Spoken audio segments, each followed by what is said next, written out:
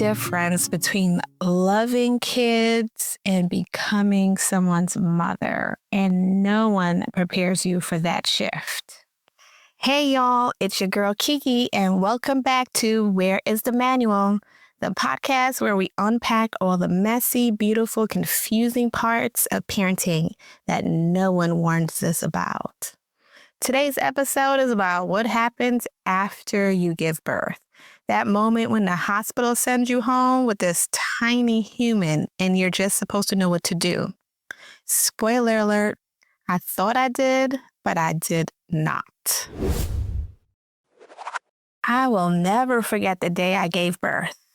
I went in to the doctor for a routine checkup. On my way, I was feeling pressure, pain. I definitely didn't think this was the day I was going to give birth. I didn't even tell my child's father about the appointment because he usually comes to me when it's an important appointment. I took the train that day, and I don't even usually like taking a train either. He would have drove me or I would have driven myself. I was starting to feel flushed and, certain pains in my pelvis. But again, I thought that was normal. Thankfully, I was still experiencing the graciousness of people offering seats.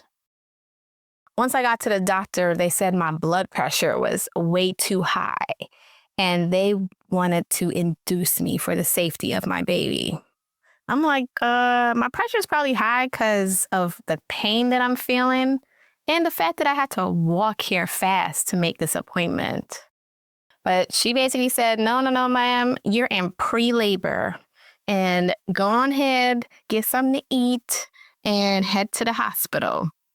That she would basically meet me there later, but it wasn't a rush.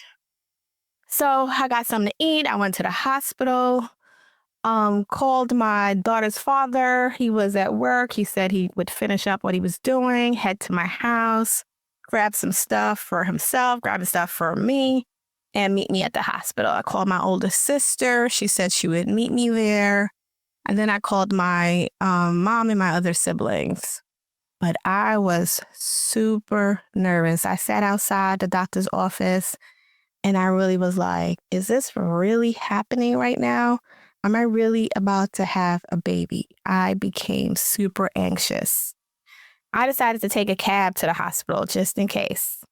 I had this picture in my head that people's water burst and there's like a mad dash to the hospital while, the pregnant person is in extreme pain, screaming and hollering. But none of that happened. Thankfully, though. And of course, I chose the hospital that was the furthest away from my house. But anyway, I definitely got in the cab and was super calm, trying to breathe through it, talk myself into just being calm. Once I got to the hospital, I was still kind of expecting like some sort of rush, some sort of like special treatment or something where people would just come and see a pregnant person and they would grab me and put me in a wheelchair and, whisk me off. But they treated me like I was coming in for a flu shot. But you know what? I'm going to give them some grace because apparently there was a lot of pregnant people in that day there to the point where they didn't even have a room for me. So I sat and I waited. And by that time, my sister was there with me and basically fussing with the staff to at least check my blood pressure and finally get me a room. But before she came, I had a good old clean out in the bathroom. You know how they had the talk about women who actually defecate during births? Yeah. Thankfully, I was able to clean out my colon before then because that did not happen for me. But I blew up that bathroom. Whatever I ate, the nervousness on top of that, like everything just came out. I was even nervous going to the bathroom. Because my mom had told me a story about when she was pregnant and she saw she needed to use the bathroom, but it was in fact the baby's that the nurse was like, no, the baby's coming. No, you got to get off the toilet. But nope, I needed to use the bathroom. Finally, they got me a room. I changed into my gown. They came to check on me. They said my baby was fine. They were still moving forward with being induced. They were waiting for my doctor to come, blah, blah, blah, blah, blah. All I know is that I was like, listen, I need all the drugs. I don't want to feel a thing. Give me whatever you got. Give me the best of the best. I know. Drugs, taking the epidural, none of that is, get the best idea. But listen, y'all wanted me to be at peace. Y'all wanted me to be safe. Y'all wanted everybody to be safe. Yeah, this was the best route. I cannot take pain, and I needed to not feel it at all. So here comes the darn epidural. My sister was in the room with me at the time. They came with this big old needle. Had the nerve to show me this damn needle. The needle is super long. And they're saying they're going to stick that in my spine. Say, what now? It's going where? I don't know where I thought that thing went. But I got so scared. And guess what they did? They put it in, and then they put it in wrong. They had to take it out and put it in me again. I was like, oh, Lord, I'm being punished because I don't want to feel this pain.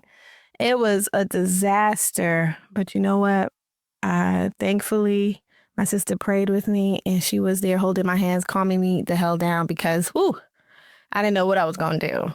But anyway, once I got that epidural, I'm telling you, I didn't feel a darn thing. I was good. The only thing I can say is that I was feeling like nauseous I don't know if it was from the epidural. I have no idea, but I was definitely feeling nauseous. And thankfully I was laying down, but I definitely was bringing up black bile, which was like, I don't know. Maybe this wasn't a good option for me, but I didn't feel a thing. So whatever. So for the delivery, I was surprisingly calm. And if you know me, then you know that's definitely not like me at all. But you know what? I have to give all of the thanks to, my daughter's dad because he was in a room with me. He's pretty laid back, actually to the point of being annoying. But in that moment, I needed that type of energy. I didn't want anyone else in the room with me, not my mama, not my sisters, because I knew I'd absorbed their anxiousness. I didn't need any excitement. I needed peace. And you know what? He brought just that. So I'm always forever grateful for that. My delivery was pretty easy and quick. I did the push, the breathing. I did whatever I needed to do. The doctors was there. They did whatever they had to. And here comes my baby girl, just the most beautiful thing in the whole world. I don't even know how to express the feeling of birthing this human being. It is something you have to experience on your own to really get. But now I have this baby that I'm responsible for. What do I do now? I'd help with my godkids, my niece, my nephews. But this was nothing like that. I thought I was ready, but I was not.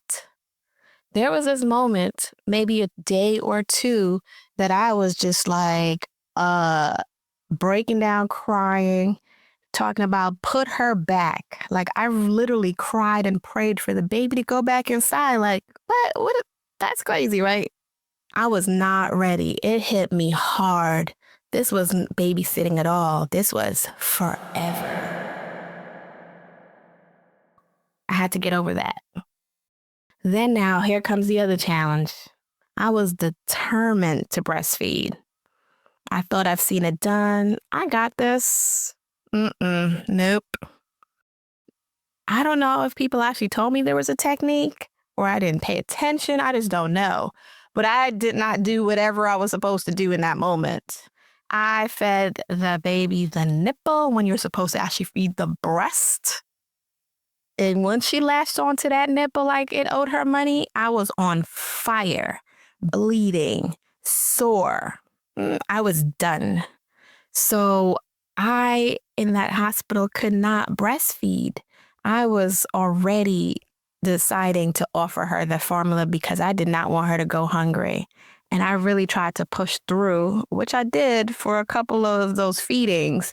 But sorry to say, I definitely introduced the bottle early. And I partially blame that for why it threw my milk production off. I had all the top pumps, drank the teas, ate the cookies that you were supposed to do to have to help you with your milk production. But I also wasn't pumping consistently. So I still was not producing the milk I needed. I gave up after 3 months. I just couldn't do it anymore. My daughter would scream, and she had this high-pitched voice, just high as hell, like we thought something was happening to her. She just wasn't satisfied with the amount of milk I was giving her. So that bottle saved the both of us. I was guilty. I felt guilty. I was sad by that decision, but I had to do what I had to do. So I wanted to do everything. I was given Scorpio energy. I'd rather lift the fridge by myself than ask for help. I barely let her dad do much. Not because he wasn't willing, but because I couldn't let go. I didn't trust that anyone can care for her like I could. Not even my mama, who had 4 kids. I didn't trust anyone with my baby. I remember the first time I let him take her to his place while I got my nails done. I cried in that salon. I was having real detachment issues. I barely left the house. I wouldn't go anywhere or do anything for myself. I knew I needed to lose weight to feel like me again. My sister tried to drag me to go work out with her. I'd go once or twice, then I just would stop. I kept coming up with some reasons why I didn't have anyone to watch my baby, which partially was true, but the truth was deeper. I didn't want to let anyone else care for her. I didn't want to miss a moment, and I didn't trust anyone. Her dad was obviously around, but he didn't live with us, though he was close. But I still felt like I was doing this alone. But was it partially me wanting to do this alone? I don't know. 4 months of maternity leave went by in a blur of love and exhaustion. I was a good mom. I was a present mom. But I also felt guilty. And I hated having to leave her and go back to work. Returning to work was hell. I cried constantly. I had to get a nanny to come into the house because I refused to put her in daycare. I set up cameras in my house so I can watch from work. I don't even know how much work I got done because I kept staring at the cameras all the time. But I did find a nanny through a referral. She was sweet and gentle, and my daughter loved her. Actually, it might be a little too much because when she was first introduced, Addison didn't cry, flinch, nothing. When I left her for the very first time to go to work, she just looked at me and smiled. Like it was that look like, go on ahead, mommy, I'm good. And to this day, that's how she is. She has never cried going to a daycare, a class, a new class, a school. Never, ever, ever cried. And she's always just at this point saying, mommy, I'll be okay. See you later. Bye.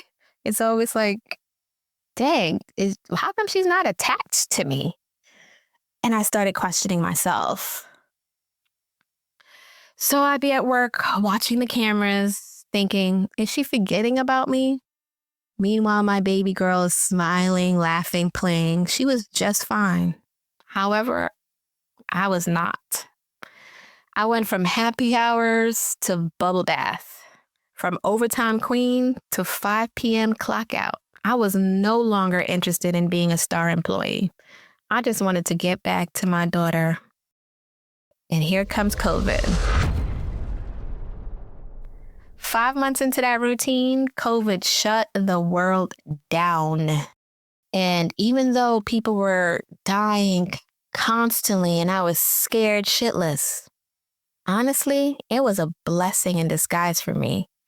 I got to be with my baby again. I got to see her crawl. I got to see her walk. I got to see her say her first words, all the things that I was worried that I wasn't going to be a part of.